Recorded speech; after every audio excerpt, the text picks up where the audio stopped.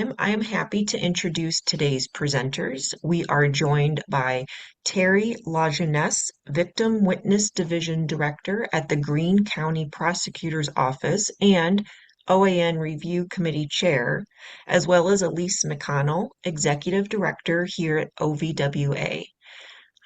Thank you both for joining us today. We're grateful to have you giving us this presentation, and I turn it over to you. Perfect. Thank you so much, Brianna. Um, Let me share my screen real quick. Um, nope. You would think we'd have this down pat. Please bear with me. And alrighty, let's try this again. All right, are we full screen now? Looks good?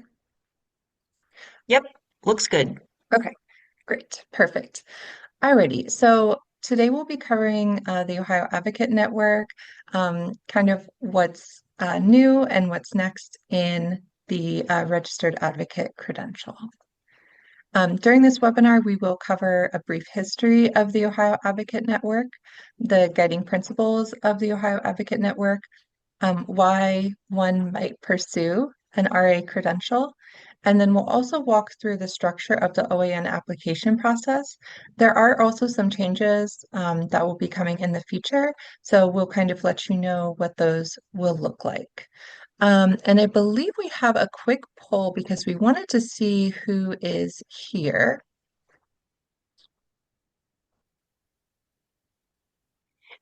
Elise, do you want me to launch that poll? Yes, please, because it's not coming up for me. Thank you. I appreciate it. Okay, so I've just launched this and you can go ahead. You should have that on your screen if you can go ahead and answer this for us.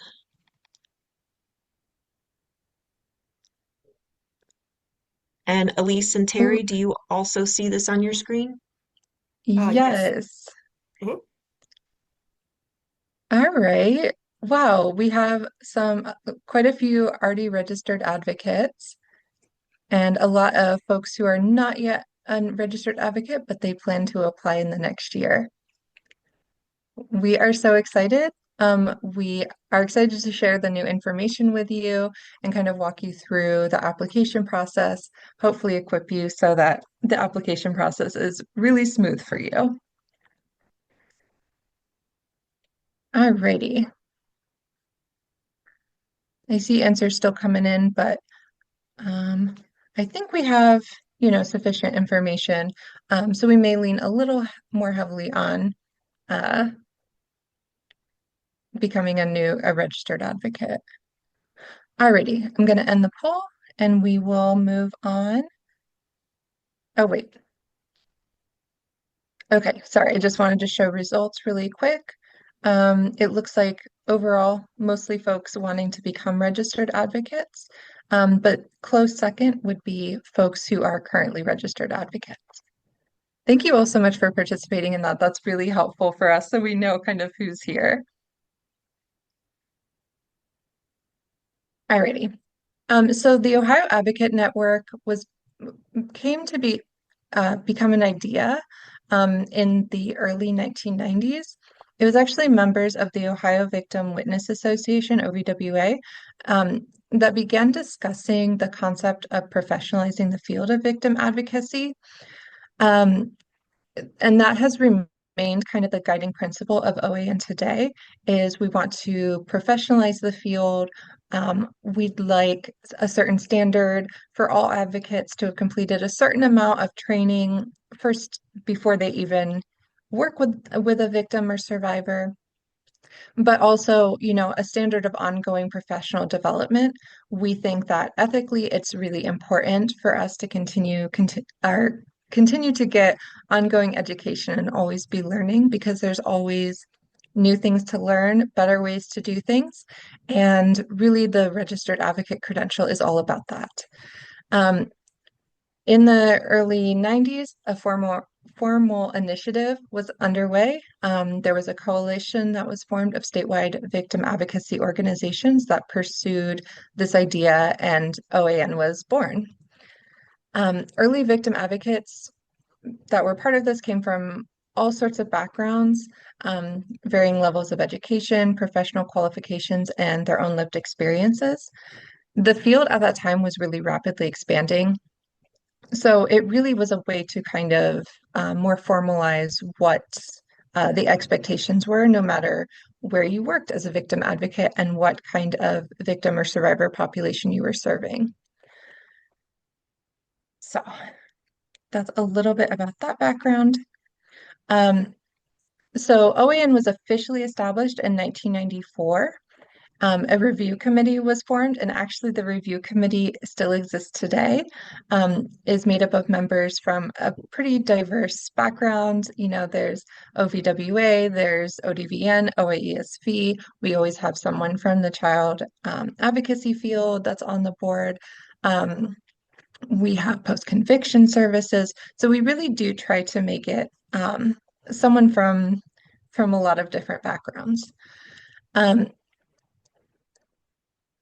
So yes, that is still how the model continues to this day. The review committee is very active in establishing policy and procedure. They're the ones who kind of discuss and determine what the standards will be. They review all applications. Usually it's reviewed by at least two people. And they, if there's any kind of issues, we'll kind of discuss internally and determine what we want to do with that application. The review process is built on three foundational pillars of direct service experience, continuing education training, and ethical standards of practice. So since the program's inception, 1,368 individuals have been approved for the OAN Registered Advocate Credential. And I know we don't have this on the slide, but I do want to point out that the National Advocate Credentialing Program, NACP, through NOVA, was largely modeled on OAN in the beginning. So they're similar in that way. So this is still my slide, right? Okay, yeah. Perfect. So the benefits of credentialing. Really, the benefits are it does permit victim advocacy community in Ohio to be the definer and not the defined. So that is that we are setting our own standards and not being necessarily defined by other folks. I think that's really important because, for example, the Social Work, Marriage and Family Therapist Board has their own standards, and this is really similar to that.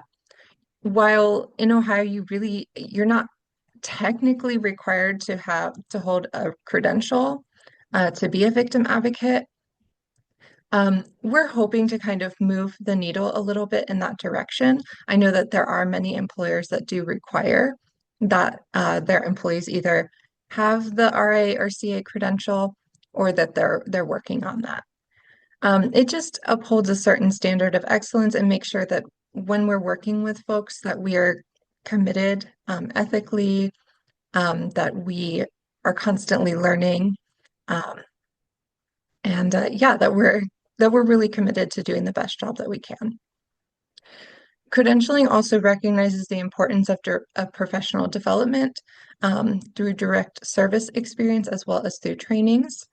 It does establish a minimum standard to prepare victim advocates, so brand new victim advocates, for delivering quality services and basically quality and ethical services. It does promote continuing education, like I said. And then I think also it is nice because it allows you to display or utilize the RA credential. So, you know, your name would be like Jane Smith, comma, RA. So you would be able to use that, showing clients, colleagues, and community partners that you have attained this level and that you're kind of striving for excellence in your role.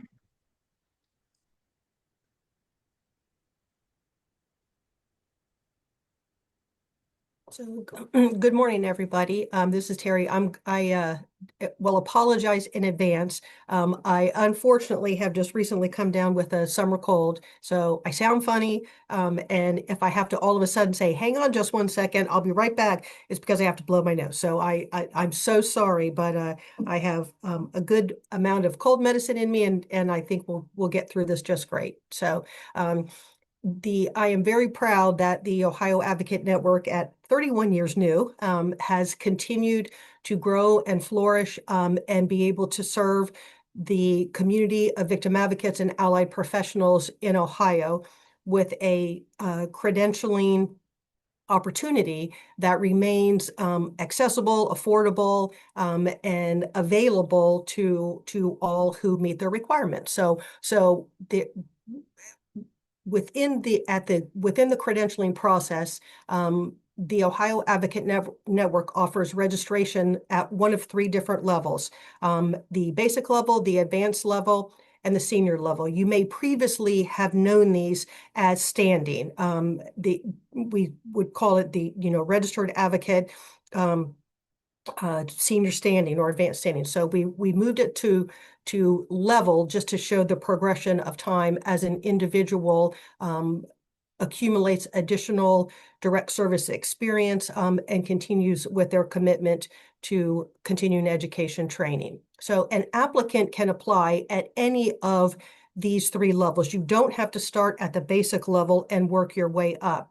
If you meet the requirements to initially start at advanced or senior level when you first apply, that is entirely appropriate, and you're welcome to do that. If you do start out at one of the lower levels, over time, you can upgrade to a higher level as you continue to work in the field and accumulate additional direct service hours. But regardless of what your level of credentialing is, the appropriate letters to use after your name would be RA. Whether you're basic, advanced, or senior, you would just use the RA symbol as your credential. You can use it on your business cards, on agency letterhead, when you're sending letters out, and it just signifies again that you have achieved a level of just that I guess just to signify that you've met the requirements to achieve a level of experience and educational background that qualifies you for the credential.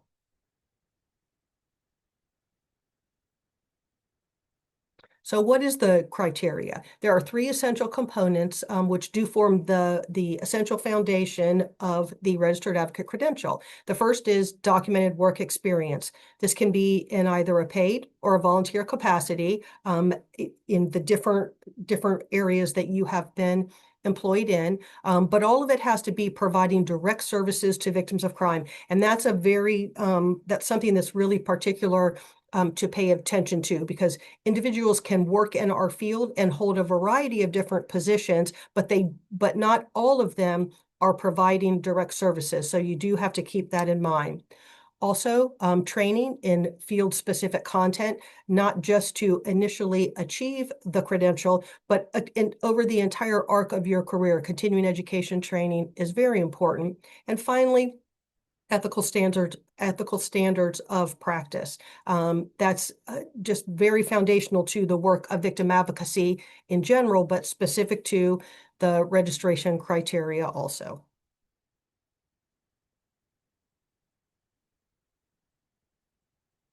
So direct work experience. To qualify for the credential, applicants must provide direct services to victims of crime.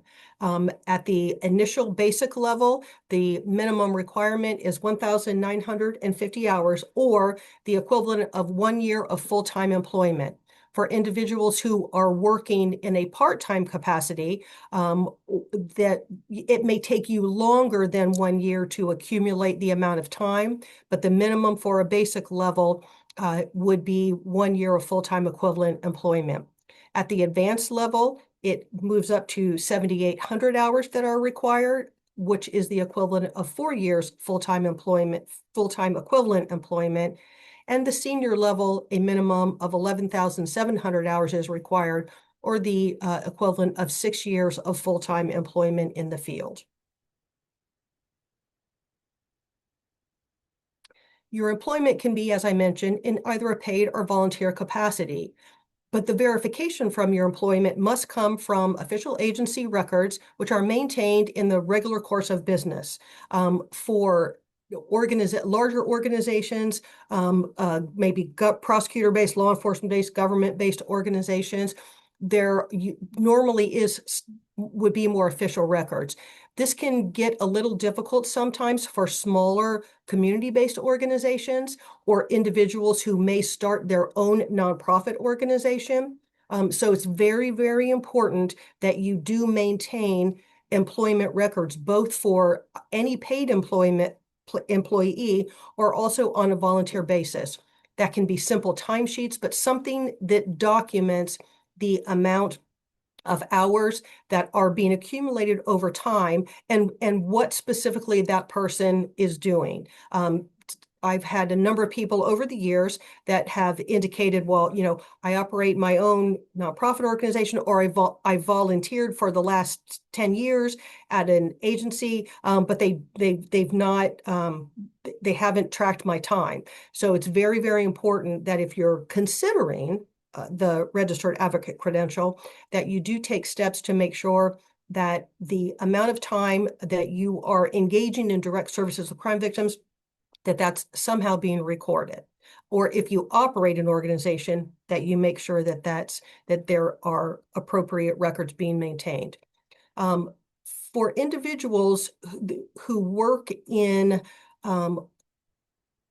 the field, either as a victim advocate, a volunteer, administrative support staff, and also an allied professional, the amount of credit that can go towards the registered advocate credential must be the time spent providing direct services to crime victims. And I can use myself as an example. In the earlier years of my career, I'm just closing in on 43 years, but in the earlier years of my career, I provided direct services 100% of my time. At this point in time, what I do is largely administrative. I still do limited amounts of direct services to crime victims, but if I were applying right now at this point in time, it would take me much longer than 1 year to accumulate enough direct service experience, simply because the duties of my job have taken me in a different direction at this point. So you need to, again, make sure that you're delineating, if you are, for example, administrative support staff, or an allied professional, maybe you're a law enforcement officer, which we do have law enforcement officers, mental health professionals, CASA workers, all credentialed, but the amount of time that they are allotted towards direct service experience is prorated depending upon the specific duties of their work. And documentation of your hours is verified through a document called a memorandum of confirmation, which is a specific part of the application.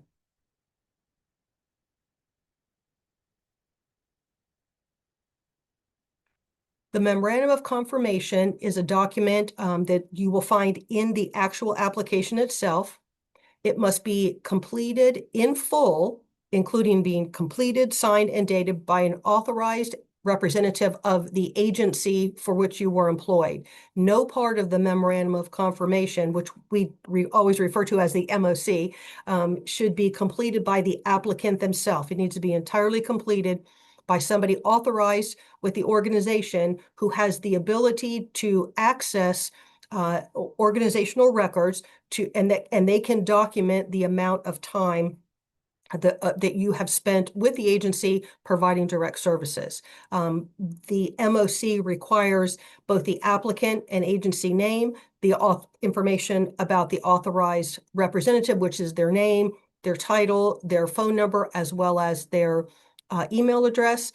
It certifies the total dates of employment. It also certifies whether employment was in a full-time, part-time, or volunteer capacity. And there's a special certification on there that asks if the individual has ever been disciplined as a result of an ethical violation. That in and of itself, if a person does not automatically disqualify you. That's something that the review committee would look more into to determine if this was an event that happened and was addressed and everything's fine now, or if there's been an ongoing problem with ethical compliance. A separate memorandum of confirmation is required for each agency.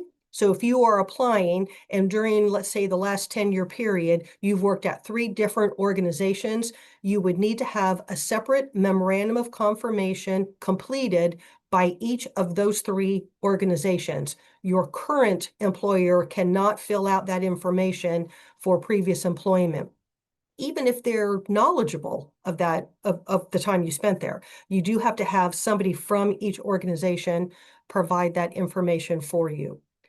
And even within your own organization, if you've held more than one unique position, let's say you started out, you work for a domestic violence shelter, let's say, and you started out as volunteering your time, and you volunteered your time, and then you were hired in a part-time capacity, and you did that for a year and a half, and then in your current position, you're in a supervisory position, and you've been doing that for 2 years. So on the memorandum of confirmation, there is space where you can indicate each of those 3 uniquely separate positions, and then the total hours would be documented at the end also.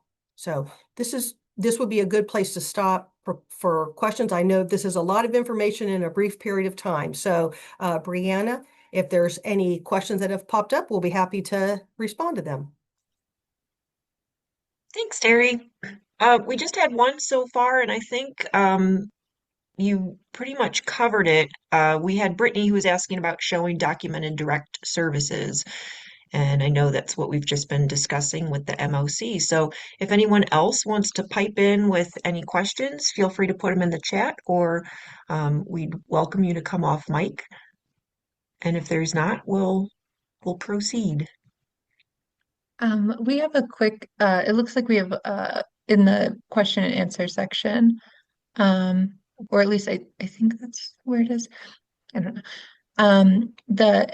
There's a question about the kind of the difference between the NACP and OAN credential. I don't know if we want to cover that now or wait. Well, briefly, I think we can kind of briefly, and then if there's additional follow-up, then we can maybe catch those as they come. So the NACP credential was initially modeled after the OAN credential. They are similar in many ways in that they all focus on direct service experience, ethical compliance, and continuing education training. The NACP credential has in terms of how an individual can apply, or whereas we have 3 different levels, NACP offers a broader range of options that will be available to an individual. Their continuing education training is a little more stringent than OAN in that they require more hours of continuing education training, not necessarily topical content, but they require more hours than we do.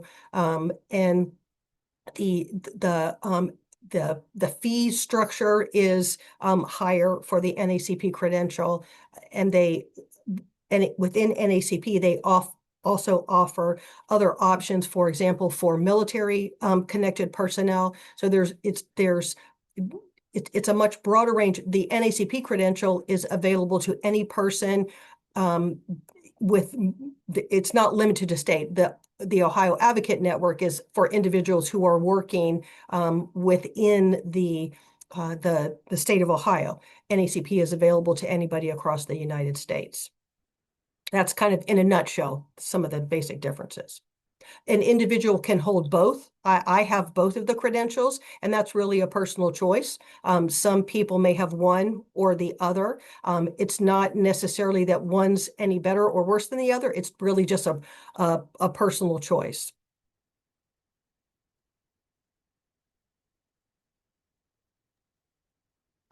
We have a raised hand. Crystal? Good morning. Terry, you mentioned for the direct service verification when you're doing volunteer work, would the sign-in sheets, would that be a form of documentation to verify your volunteer hours of direct services for advocacy? If there's a sign-in sheet that covers if the sign-in sheet is, first of all, maintained as part of the organizational records, Mhm. and if the sign-in sheet covers both when a person starts and when a person starts. So let's say that you sign on at 7 p.m. If there's a sign out time, and let's say you're volunteering your time until midnight. So if there would just need to be some documentation of a start time and an end time for each shift or each period of time that you're engaging in the volunteer activity. It's also important to know that there's a difference between being, let's just being on call and actually engaging in direct service work. So for years and years and years, we used volunteers to assist my program here at the Greene County Prosecutor's Office to assist with our after hours on-call availability. Our program services are available 24 hours a day. So volunteers would sign up to do the overnight shifts. So being signed up, for example, for a 12-hour overnight shift, if you never had any calls, then you didn't provide any, you were available, but you did not provide any direct services during that time. So the what we would be trying to capture with the accrued direct services is the time spent actually providing direct services, not simply being available should the need arise.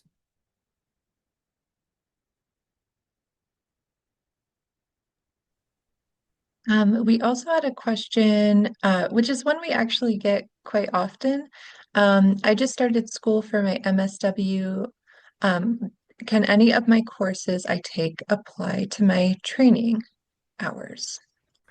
So college courses do not apply towards the registered advocate credential.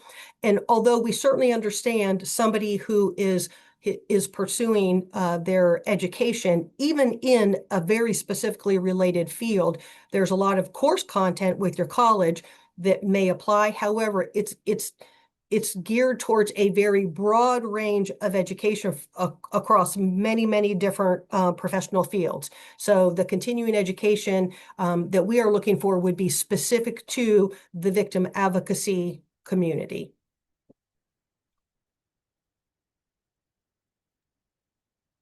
Yes, and we will cover in a few slides a little bit more in depth about um, some training that would count. Um, and it's very specific to victim advocacy. So I think that will hopefully answer that question. We did also have a question from Deborah. Will this presentation be sent out? It is being recorded, so we will make it available. Um, if you want the slides, we can definitely I can check with, I don't know how Terry feels about sending out slides, but um, if we feel like that would be helpful, we'll definitely send them out. Alrighty. No other questions at this time. We will have some other stopping points for questions, but thank you so much. We are more than happy to answer your questions here. Okay, so some of the general requirements regarding training. The Ohio Advocate Network has created and maintains all of their approved training topics on a document called a training area guideline list, or we refer to it as the tag list. There's a Series A that would be specifically for individuals who are new applicants, who are just now applying for the credential. And Series B training topics would be for applicants who are renewing, but renewing and or upgrading. Those would be the topics they would be looking at. Training can be completed in a variety of different formats. You can attend an in-person event where you are physically in the same space as the person who is presenting the training. You can attend a synchronous event, which is like today, a live virtual webinar happening in real time, where there may be engagement with the audience and ability to ask questions, but it's something that you are attending in real time. Or an asynchronous training event would be something like a recorded webinar. If this webinar, it being recorded and a month from now you can log on and watch it, that would be an asynchronous training event. Or an online module. There are a variety of different training modules that are available in an electronic capacity that you can log in and read some material or cover material.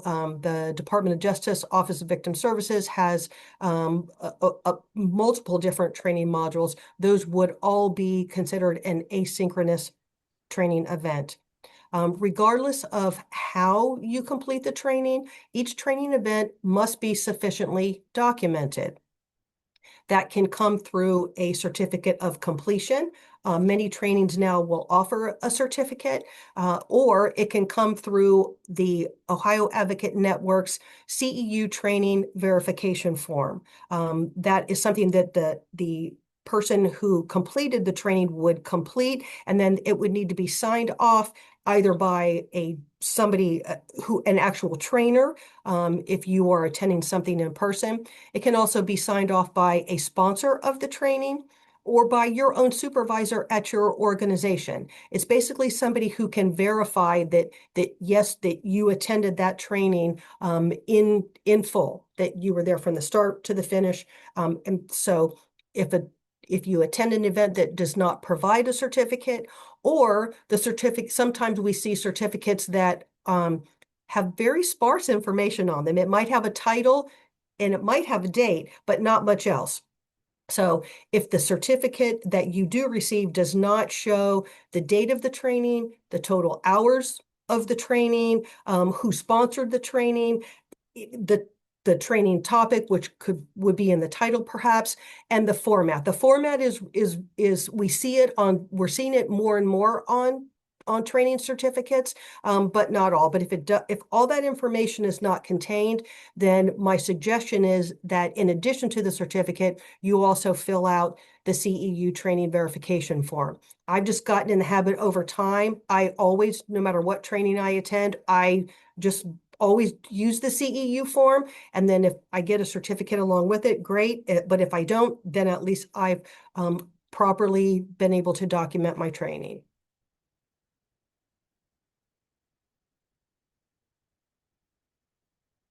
So this is a sort of a stylized version of our tag list. The actual tag list, which is available from the OVWA website, the OAN page on the OVWA website, has quite a bit more information contained. But this shows you what our newly revised tag list looks like that is available now for download. So it shows, this is the Series A side. It shows the 9 core competency topics, as well as the core competency specialized topics for each of the 4 disciplines.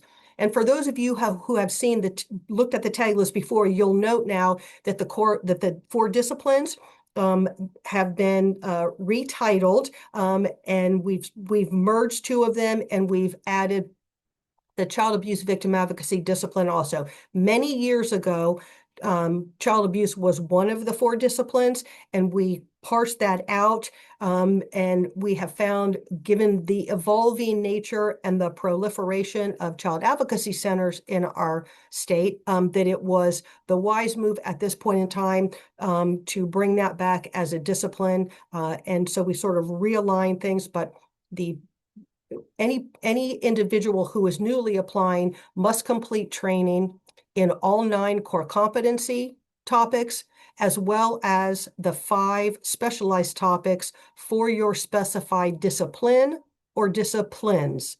And that means if you work for an organization that serves a dual purpose, you might work for, might be both an agency that provides services both to victims of domestic and sexual violence.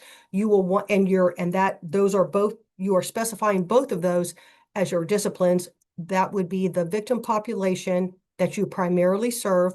you would need to complete the core competency specialized topics in each of both the domestic violence victim advocacy portion as well as the sexual violence victim advocacy portion. You'll note that that there's quite a bit of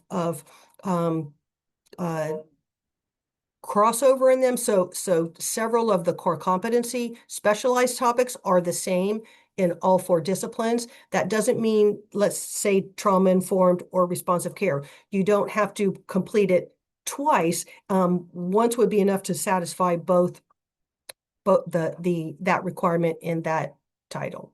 And so the Series B slide is this next slide.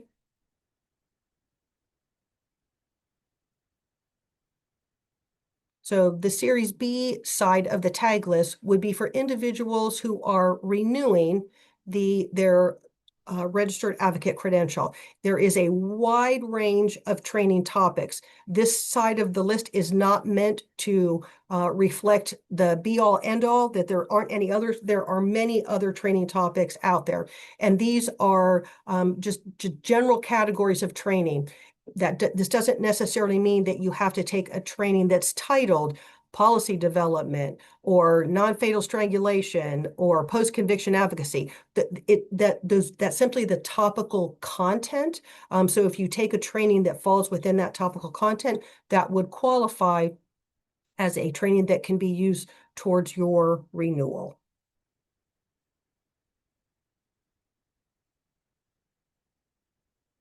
So what are some of the requirements? As I know our audience is kind of mixed between new applicants and those who have been in the field for long or who currently hold the application credential. So this is kind of where we get into the what's new, what's next portion of our presentation this morning. Currently, and this is through December of this year, the December applicants for this year, new applicants must complete at least 24 hours of training in the approved tag list topics. And that would be the Series A topics, the 9 core, and then the 5 core specialized. Starting next year, this bumps up to 40 hours. So if you apply in December of this year, 24 hours is the requirement. But if you apply starting next year, the requirement will go up to 40 hours for a new applicant. Currently, at least 18 of those 24 training hours must be completed at an in-person and/or synchronous event. The remaining can be in any format. Starting next year, at least 20 of the 40 hours must be completed at an in-person or synchronous event. As we mentioned, training must be completed in each of the 14 tag list Series A core competency topics, and that would include the basic and the specialized for the applicant's specified disciplines. And the training window is a 4-year look back. So as a new applicant, all of your continuing education training that can go towards the credential must have been completed during the 4-year period, which immediately precedes the application submission. So if you apply in December of this year, then you're looking at training that was completed during, let's see, 2022, 23, 24, and 25, those calendar years. And somebody may say, well, I took a training 10 years ago, and unfortunately, that would be outside of the window, and that would not apply to the credential. And that's simply because as our profession continues to evolve and grow all the time, we want to make sure that individuals are being trained in a way that reflects our profession today. Maybe not things don't change all that specifically, maybe, but we just want to make sure that the training is current. And within on the tag list, you'll see there are a couple of training courses that have been pre-approved. They meet the content, they meet the requirement for training content. So this is sort of a look at what on the new application, there is a grid where you need to document your continuing education training. And you'll note that this grid looks a little different this year. starting in December, and then moving through next year. So there's a couple of you'll complete 2 different grids. This first one that you're seeing now is where the new applicant would list all of the training that they've taken, all the different training events. And on the actual application, it's a much larger list, but for purposes of our presentation this morning, this just shows you what the grid looks like, where you document the date of your training, what the title was, who sponsored it, if it was in person, synchronous, or asynchronous, and the total hours of that training. So you would just list all of the different training events that you've attended that you believe apply towards the credential. Below that is an area where you can list whether or not you have completed one of these 3 specific training courses: the Summit Victim Assistance Academy, Victim Advocacy Essentials. I believe it might now be titled actually Essentials of Victim Advocacy, ODVN's Domestic Violence Advocacy Fundamentals, or the Ohio Alliance to End Sexual Violence, their Training Institute for Sexual Violence Advocates. You'll see the disciplines that those specific trainings cover. And then, so if you have completed in full, that means the entire course for ODVN and OAESV, or for OAESV, it's a 40-hour course. The Summit, the Victim Advocacy Essentials, is now, I believe, a 44-hour course. ODVN Domestic Violence Fundamentals, up until this year, has been 24 hours. That may or may not be expanded for next year, but you would have to have completed the entire course, both the asynchronous online portion, or the at-pace portion, as well as the synchronous or in-person component. You would note whether you've completed it, both the month and the year. And then the next slide shows you the final grid. So in this is where you are indicating that you've covered the required content. So you don't have to complete a comprehensive training course. That is not the requirement. If you have, the beauty of it is that it kind of ticks the boxes for course content. It may also tick the boxes for total hours, and total hours of in-person or synchronous content. But at any rate, this is where you're indicating if you have not attended one of those pre-approved comprehensive courses, this is the grid where you're going to indicate the training event that you took that covered the requirements for your specified discipline. So for example, you'll see the 9 core competency general topics first. Everybody has to take training in crisis intervention, let's say. So you would indicate which of the training events in that first grid where you listed all the different training you took, which of those training events covered the topic of crisis intervention, and on what date was that training taken. And the reason we're asking for the date is because somebody may have gone, for example, to 2 days in May the last 3 years. And if you indicate 2 days in May on there, we would need to know which of the years did you go. Or you might have gone to, again, there might have been a training that you went to, multiple different trainings. So we're just trying to, you just need to delineate what was the event, and what was the date of the training that was taken. If you look below where core competency specialized topics, again, you'll see which specific disciplines are the requirement goes to, and then you don't have to cover all of them, just the ones for your specific specified discipline. But that's how you'll be able to show you've covered all the required content. So Teri, I want to just clarify. Let's say that I am working in a rape crisis center. I complete the OAESV Training Institute in its entirety, and it's 40 hours, and at least 20 of those hours are live, and synchronous. Do I need to fill out this matrix? No, you would fill out the first grid where you would list that you went to the OASV training and the total training hours, and then that little middle portion, you would check the OAESV training, the month and the year, and then no, you do not need to fill out this final grid. The only reason you would fill out this final grid is if you did not attend one of those 3 comprehensive trainings in full. Perfect. I just wanted to clarify that because I will say we do get applicants who do the comprehensive training, then fill this out, and I'm like, oh no, that's so much more work. Right. Well, So I want to just make it clear. right. And so we also get sometimes an individual may have been able to complete the asynchronous portion of the training, but not the full training. So you have to, if you're marking one of those 3 trainings, then that means that you've completed the full entire course. So make sure that you're that you if you have not completed the full course, then you're needing then to fill out both of those grids.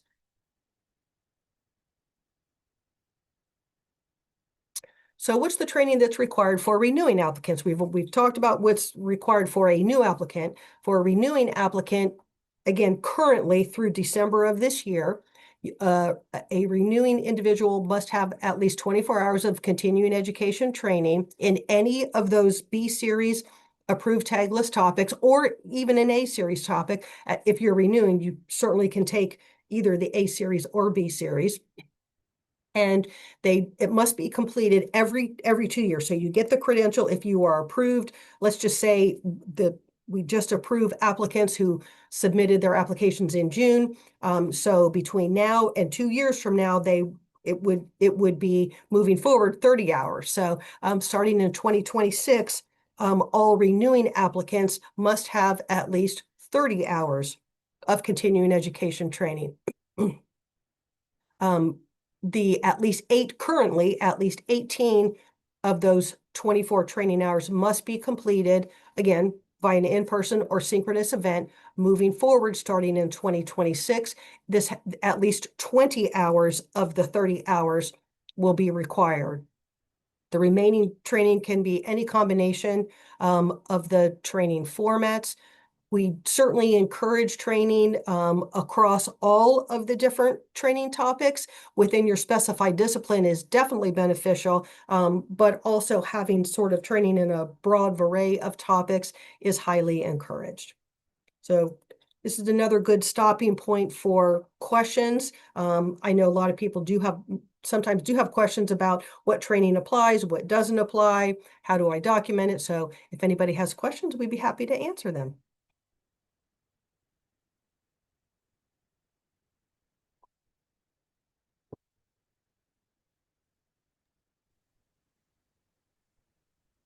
We have a Okay, question from, oh, right, Melissa, a synchronous event. So synchronous means like the event we're holding right now, a live virtual event.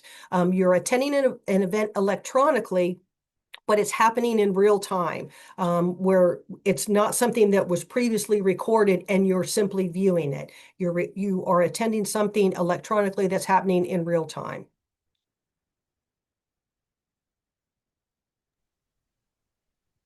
and I think people, like a lot of trainers have gotten really good about, you know, audience participation. And so that's partially why that distinction is being made.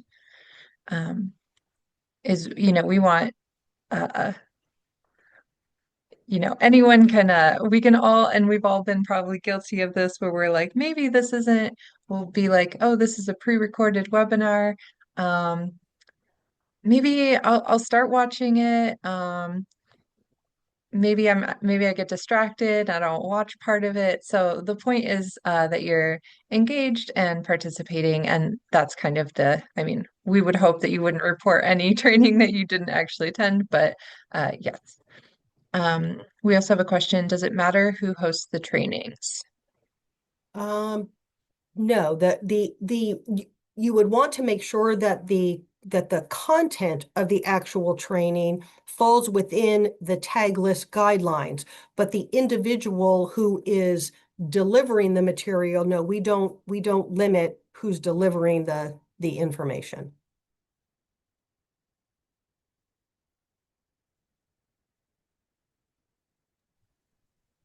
Any other questions for right now? Oh, can I use ONCAC?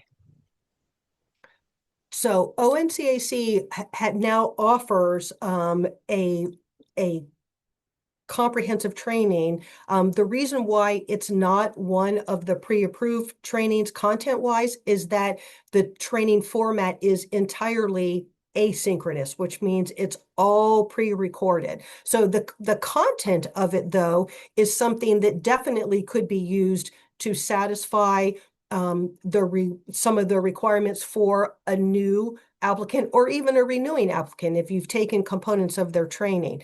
You would just need, while it might satisfy a large portion of the content, you still would have to take additional training to satisfy total training hours and also the amount of training that would be taken in the in-person or synchronous formats.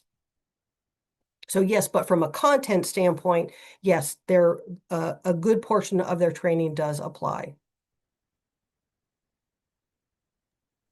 Yeah, we're really happy with the training. If you all haven't had a chance to review what they put out, really, yeah, they did a great job.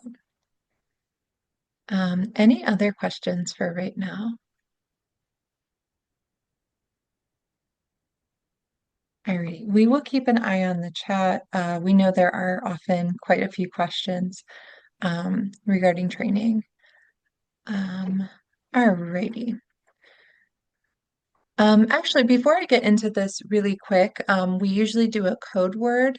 And since we're at a stopping place, a pausing place, we do a code word so that you can get credit for attending this webinar. So at the conclusion of this webinar, there will be a survey and there will be a place for a code word for you to get a certificate of attendance.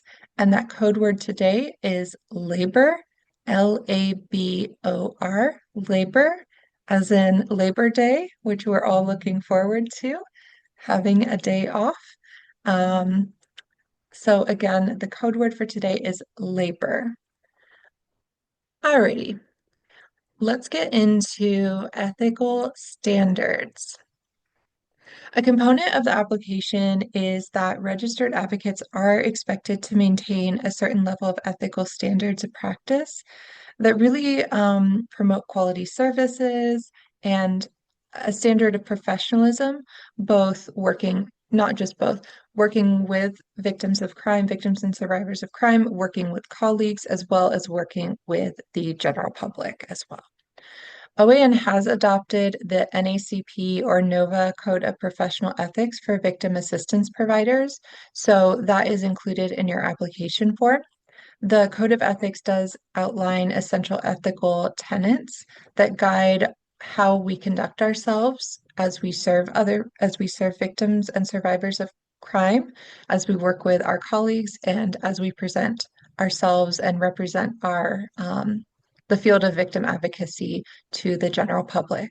So you do have to review those and sign off on them as a requirement to become a registered advocate. In addition, the Ohio Advocate Network also has a policy and procedure for addressing reported ethical violations. So our goal is always, to correct any wrongs. But the registered advocate credential could be suspended or revoked if the violation was substantiated. In general, we're trying to correct things, and that really is our goal, but we do retain that as a possibility. Also, if you ever want a training on the NOVA Code of Ethics, we actually host that every year. So please feel free to register for that through the OVWA website. And we usually do it in partnership with ODBN at 2 days in May as well. Alrighty. In terms of renewing the OAN credential, registered advocates must apply to renew their registration credential every 2 years. A renewal notice is generally emailed to you But at the end of the day, it is your responsibility to ensure that your application is submitted in a timely manner. If you're ever unsure, feel free to reach out to us. And also try to keep if you're able to keep your contact information up to date, that also helps, so that we're sending the renewal notice to the correct place. If you do miss a renewal deadline, you can still submit an application during the next application acceptance period.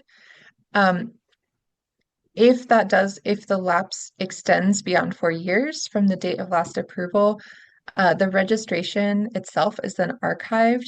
And so when you reapply, a reactivation fee will be assessed. Please, if you're renewing, there is an application packet to be downloaded. Just make sure you thoroughly review it and complete it, and that is required each time that a renewal application is submitted. Alrighty. In addition, there's also the opportunity, like Teri said, there are 3 levels, and we just changed them, so bear with me.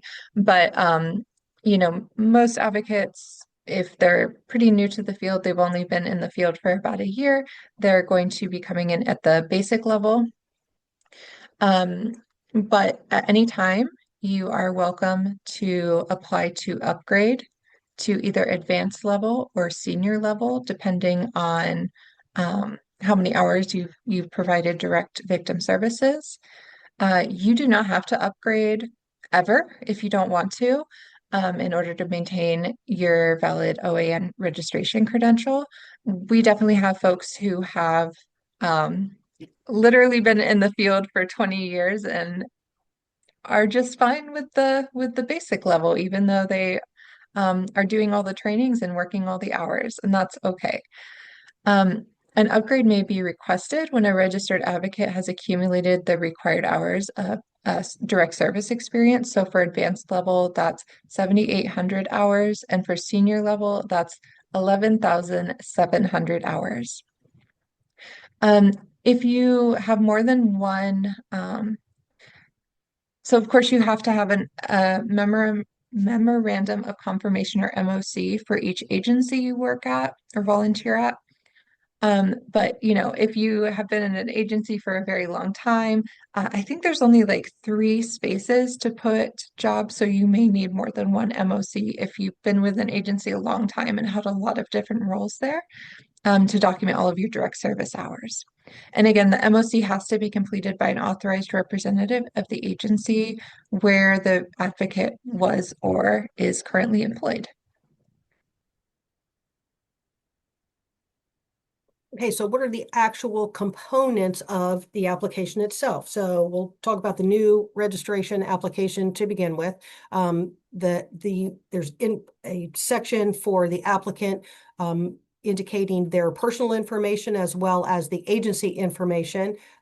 Then they would indicate their professional experience, how long they've been at a specific, their current specific agency. And then section 3 is the memorandum of confirmation that we've talked about a couple of different times.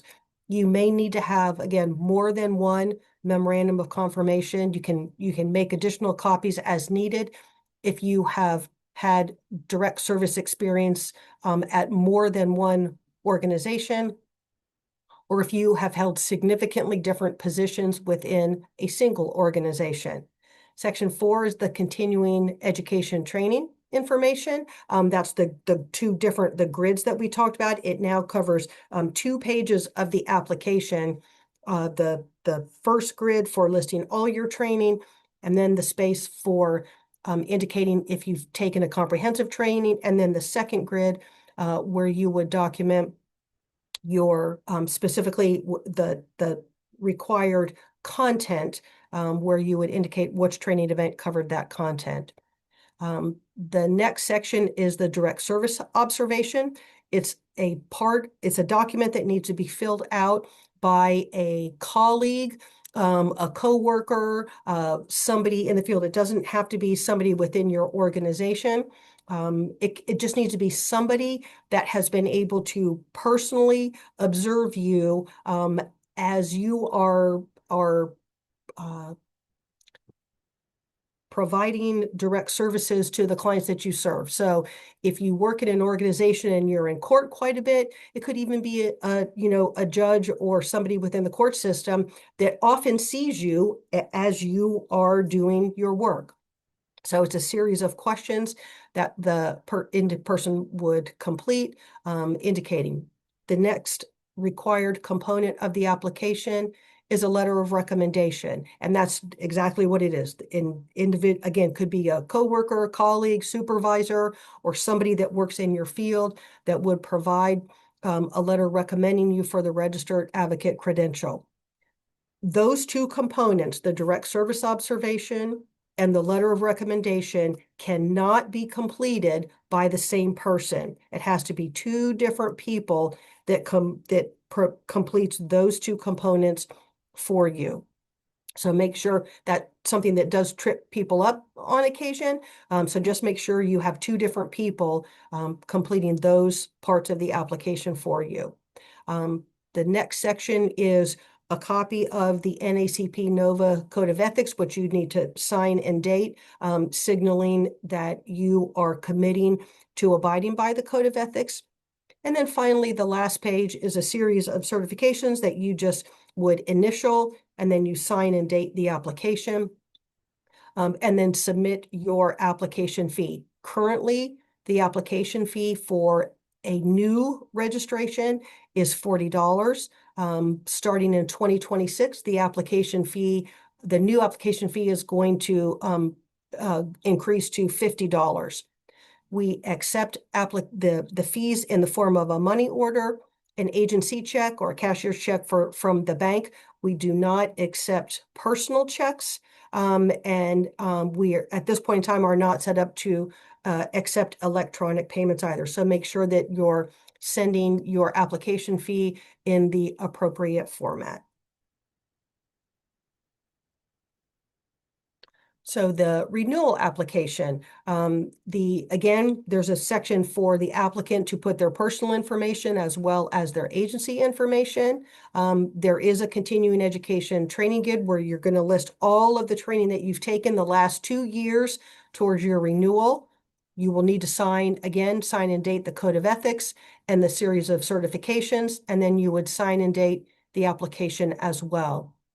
Currently, the application fee to renew an existing registered advocate credential is $20. Starting next year, the renewal application fee is going to go up to $25. And again, make sure that you're providing or submitting the fee in the approved format of a money order, an agency check, or a cashier's check from a bank. And then finally, the application components to upgrade and renew. So this is sort of a hybrid between the new application and a renewal application. As with the others, you have to provide, the applicant would provide their personal information as well as their agency information, where currently they are employed, their professional experience, the memorandum of confirmation. So on the upgrade and renew application, you only have to submit the memorandum of confirmation for the agency or agencies where you have had additional direct service work experience. So let's say if you have the agency that you currently work for, that's the only agency you've ever worked for, then you would only have one memorandum of confirmation. However, let's say since two years ago, when you last applied, in that 2-year time period, you've left one agency and you've moved to another. But halfway through, and you stayed on, at your previous agency, you stayed on for another year, and now for the last year, you've been at your current agency. You would need to get a memorandum of confirmation from your previous agency to show that additional year of work experience, and then you would have a separate MOC from your current agency to show the 1 year that you've been there. So if you did not have any additional hours from any previous agency, you don't have to submit another memorandum of confirmation from them. Only if you had additional time working there that was not documented on your last application. As with the other application, there's a continuing education training guide where you would list all of the training that you have completed in the last 2 years.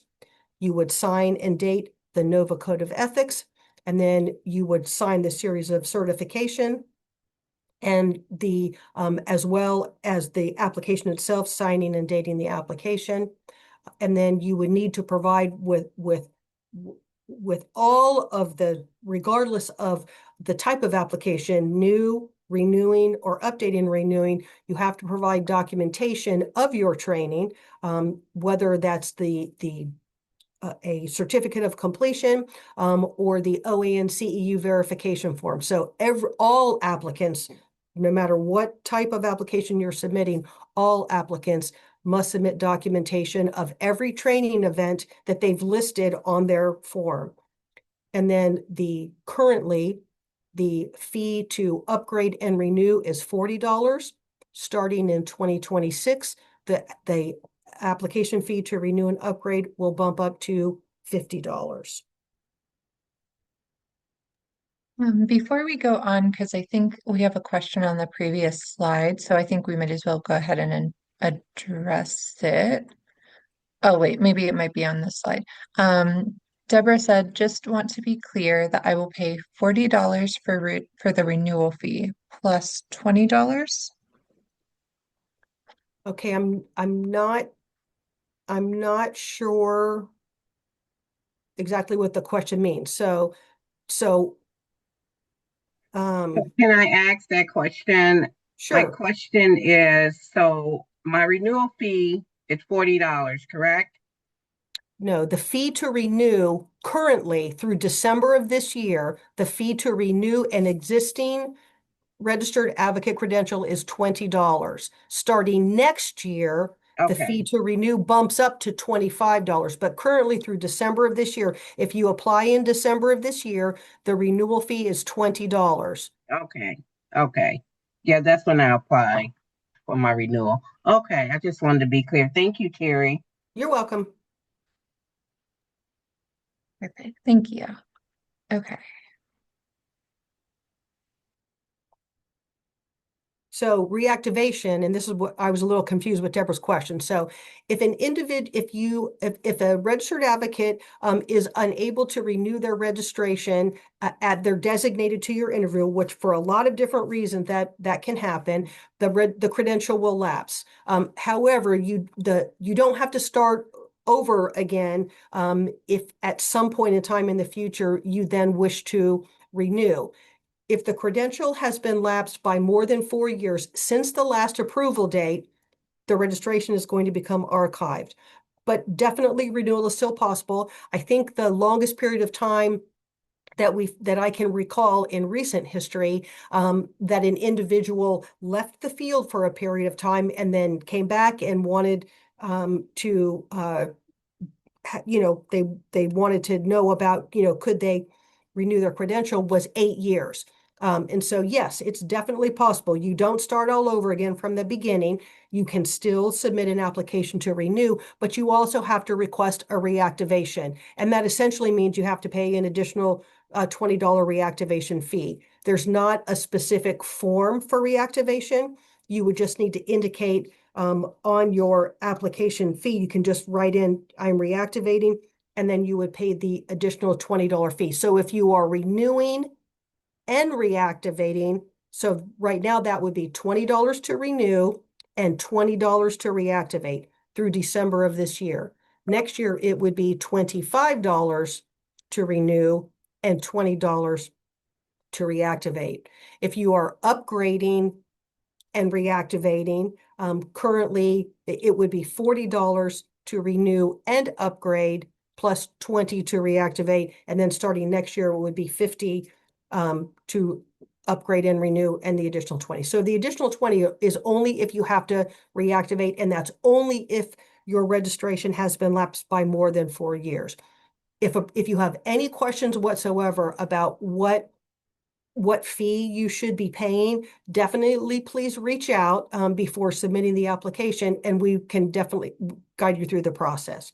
So the continuing education training for anybody who is reactivating must have completed during the 4-year period immediately preceding the reactivation. Now that is if the lapse has been by more than, so if you've been lapsed for 5 years, then again, you have a 4-year look back. If you've only been lapsed by 1 year, then you got a 3-year, you're still looking at that 3-year period.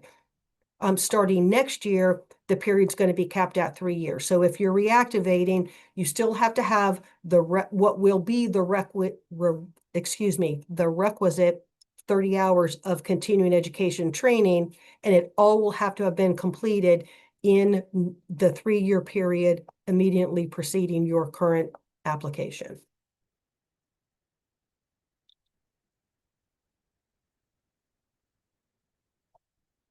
So to submit the applications must be submitted through the Postal Service. I love my little snail person on here where we still rely on snail mail. But so, you can sometimes we get packets that might come from FedEx, but so if something's through either the U.S. Postal Service or a courier service. The main thing to know now moving forward, starting in December of this year, the Ohio Advocate Network finally has, yay, its very own P.O. box. There's on the application form itself, it's the specific address. It's a P.O. box in Worthington. At this point in time, we do not accept electronic applications or electronic payments. Hopefully in the future, that's something that may be coming down the road for the Ohio Advocate Network. But currently applications are accepted twice per year for all 31 years. Applications have come in during the month of June and during the month of December. And through the end of this year, that's the way it will remain. Starting next year, we're bumping the application month by 1 month. So starting next year, applications will be accepted during the month of July and January. So that would be July of 2026 and then January of 2027. And then moving forward, it will always be July and January. We just recently sent out an email to all applicants who are currently scheduled to renew during 2026 to let them know the month has been bumped by 1 month. So if you were originally scheduled to renew in June of 2026, you will now send your application in July of 2026. If you currently are scheduled to renew in December of 2026, you will submit your application in January of 2027. It's important to note that applications that are accepted outside of our designated months, we don't accept them, and they are not held over until the next application cycle. Sometimes they come really early. So for example, currently applications that might, if let's just take June, the last cycle we just came through. If somebody submits their application in March for June, we don't accept it in March, and we would send it back. We cannot hold them over, and largely that's because of the payment. Some forms of payment are only good for, it is actually printed on the payment document, is only good for a specific amount of time, and we don't the fees are held until after the approvals are made. So we don't cash the checks or money orders until after the committee meets, and we run the risk of the fee not being good. So that's why we don't hold applications from one cycle to the next. All Ohio Advocate Network applications and all registration materials are available for download at the OVWA website. You see the site information there on the screen. Just go to the website, click on the OAN page, and you'll see all the list of the application packets that are available. The new packet The renew packet and the upgrade and renew packet are all separated out. You can also download the tag list. You can download a copy of the CEU training verification form, which then you can make duplicate copies, however many of those you need. You'll also be able to download a separate code of ethics if you would like to see that information. And then usually at least once a year, or sometimes even every cycle, we will update the important notice. If there are specific areas that we definitely want to bring to your attention that are time sensitive, there's an important notice that's available on the website that can at least ticks off the highlights of what applicants need to know for the next upcoming cycle.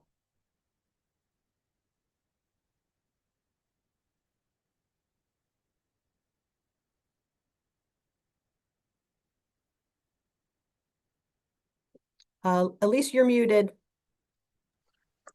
Thank you. I have to do it at least once. Um, so, as many of you know, for the last 31 years, OAN and the Registered Advocate credentialing process have been supported and maintained completely through a voluntary effort, through volunteer work. Many years of that were Teri, and we are so incredibly grateful for all of the work that she's done. We do plan to kind of transition future administrative support for OAN under OVWA. We do have a new email address, so it's already on the website, but we will be sharing that more widely if you need technical support at all.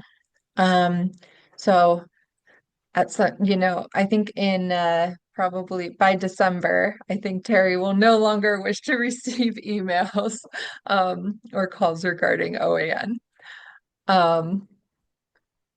So we're really excited for you to be able to enjoy your retirement without OAN stuff. So thank you.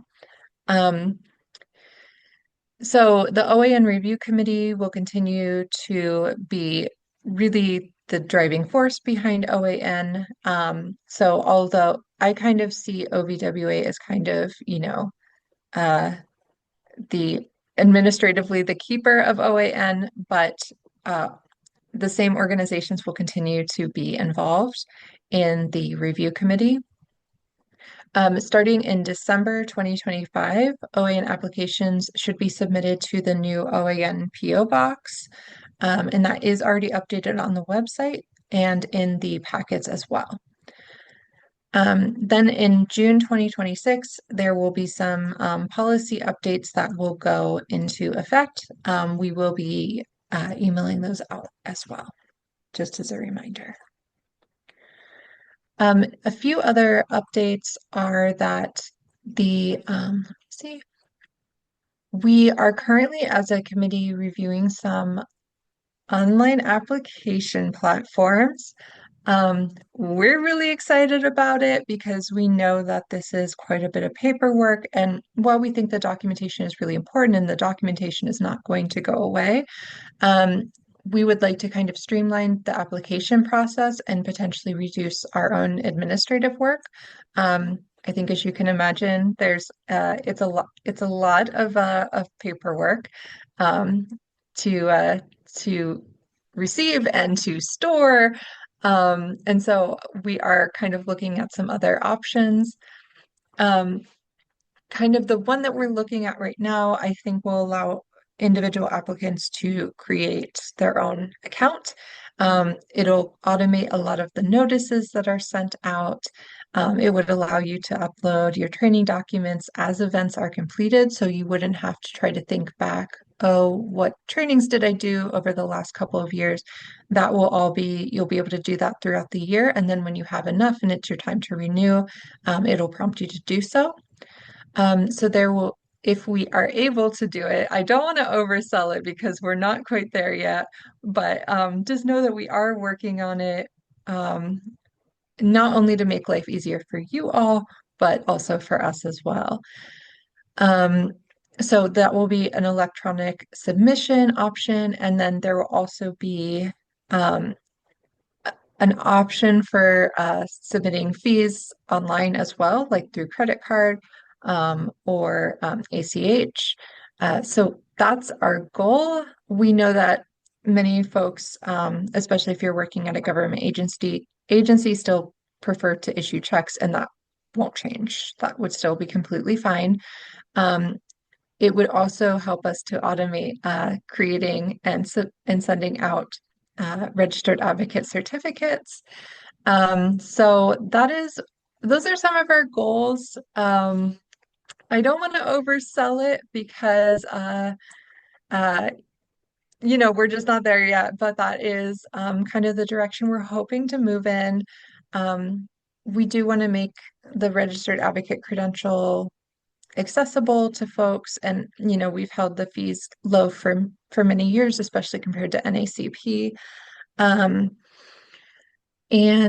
Yes, okay.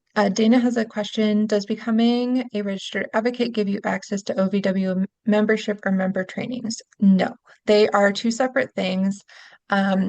Kind of like with NACP and NOVA, if you become a credentialed advocate, you're not automatically a NOVA member, and vice versa. So they are two separate processes. So that will continue to not change. Thank you for your question. Alrighty. I think this is our last slide.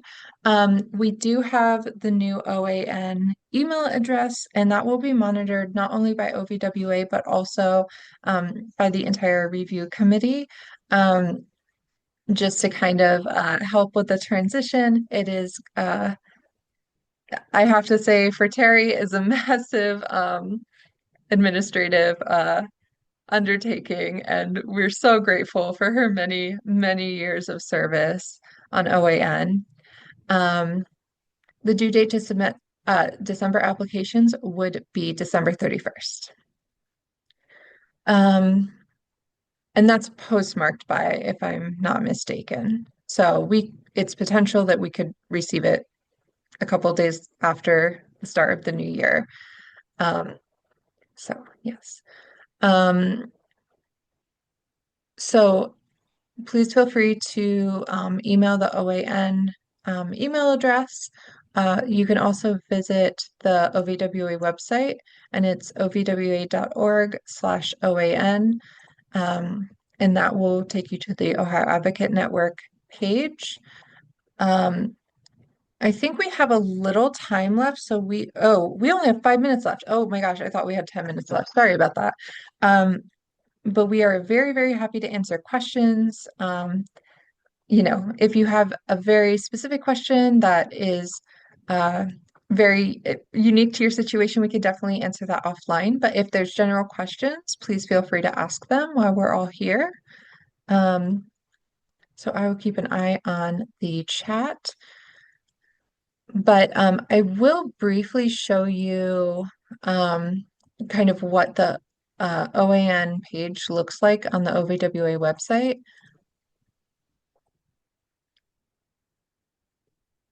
One second. But please feel free to, in the meantime, you're welcome to unmute to ask your questions or put them in the chat as well.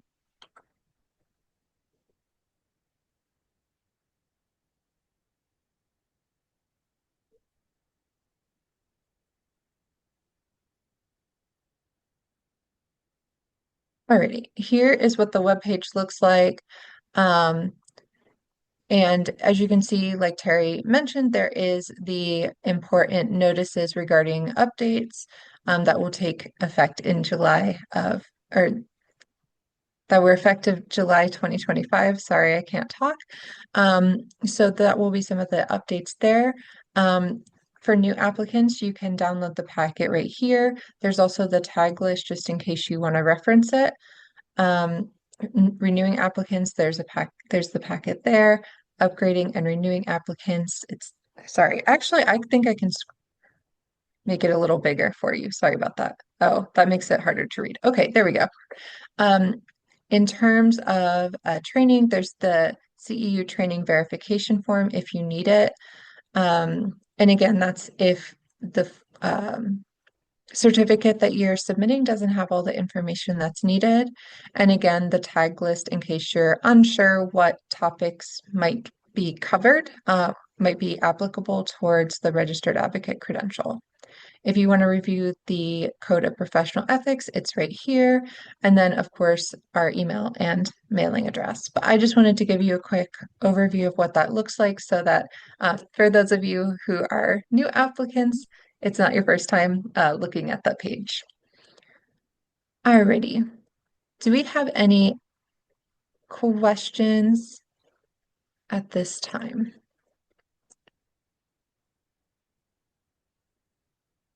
I guess we did such a good job. We covered everything. Well, as questions pop up, certainly you can submit them via email.